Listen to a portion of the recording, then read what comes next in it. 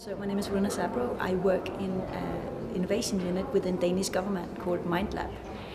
It's a unit where we focus on developing new solutions that has the most possible effect on the end user, the man on the street, the people that we want to help with political services or policies. It's also a unit that works cross-sector. It's owned by 3 ministries and a local authority. And that is also very important for us, that we help the Danish government to do better, working cross-sector, solving problems cross-sector.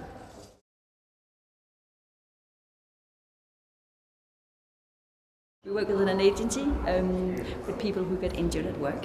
In Denmark, it's like when you get injured at work, you will find out what were you able to do before you get injured and what could you do afterwards.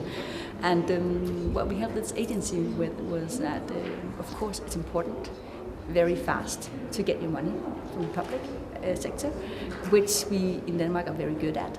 But what we didn't think of was how can we actually help this person. If you get injured at your job, you would really like not just to be out of labor the rest of your life. So what does it take from the system to help you back? Maybe you need new education.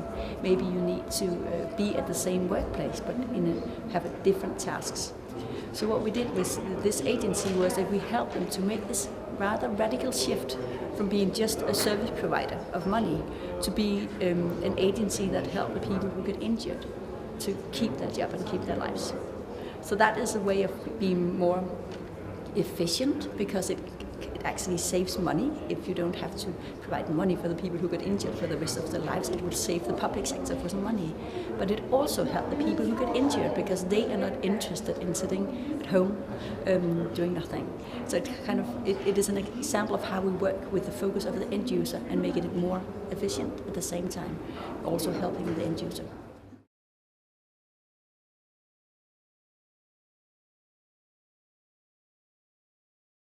We've actually been very inspired from a case from Australia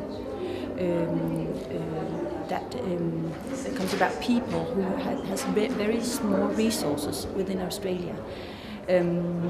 What this was all about is it was an organization called Taxi that did it, and they were trying to, a little the same as the example as I gave you before, they were trying to look at the people who has not very many resources and not think of what can we provide them with to help them, but think of how can we as a system maybe able some of the people around them to take some of the responsibility and also to take some of the tasks to give them a well-functioning life. So what they did was that they actually educated people, mentors who were previously having a rough time in their lives, and they were coming over it, and they were educating these people to help the ones that were still having a tough time. So I think again it's a little the same as how we think, not just as a public sector, as someone who provides service, but actually as a public sector as someone who can maybe find new resources and generate help in another way. And I think that's a huge success and something we're inspired of from Australia.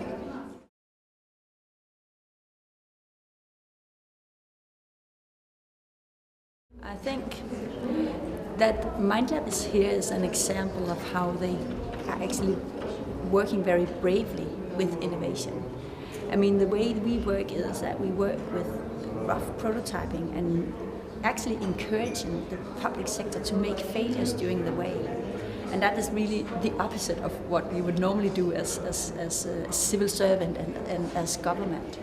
So I think Mindlab being there for 10 years actually is an example of public authorities being very focused on how can we actually work structured with innovation, because it takes time and it takes really a lot of courage, and it also takes the ability to be curious, to work with new methods as we introduce in Mindlab. So I think Mindlab is actually the best example of working strategically with innovation and spending resources and time on it.